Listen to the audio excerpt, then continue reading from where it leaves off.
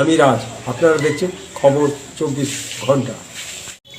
এই deleted voter লিস্টে যে নতুন লিস্ট বেরিয়েছে ডিলিটেড, সেই ডিলিটেড নিয়ে বিভিন্ন রকম ঝড় তুফান উঠছে।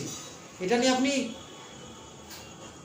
মহামান্য আদালতের কলকাতা আদালতের আইনজীবী হিসেবে কী বলবেন? হ্যাঁ, বিষয়টা হচ্ছে এই এসআইআর প্রসেসে যাদের নাম ডিলিট হয়ে গেল, এটা খুব সিরিয়াস একটা ম্যাটার। এটাকে নিয়ে সবার ভাবা উচিত। অনেকে ব্যাপারটাকে খুব হালকাভাবেই নিচ্ছে। তো আইনের যেটা প্রভিশন রয়েছে, নাম ডিলিট হয়ে গেলে তাকে আপিল করতে হবে। তো ফার্স্ট আপিল করতে হবে ডিইওর কাছে, অর্থাৎ ডিস্ট্রিক্ট ইলেকশন অফিসারের কাছে 15 দিনের মধ্যে। যেদিন থেকে লিস্ট পাবলিশ হয়েছে সেই দিন থেকে 15 দিনের মধ্যেই তাকে ডিস্ট্রিক্ট ইলেকশন অফিসারের কাছে ফার্স্ট আপিল করতে হবে।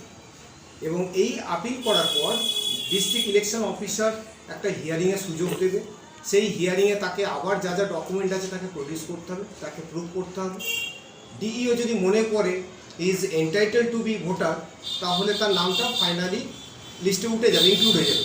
কিন্তু ইনকেস যদি তারপরেও তার নামটা না ওঠে কোনো কারণবশত, ডিইও একটা রিজন অর্ডার পাস করবে। সেই রিজন অর্ডারটা নিয়ে তখন সেই ব্যক্তিকে আবার সেকেন্ড আপিলের জন্য প্রিপারেশন নিতে হবে।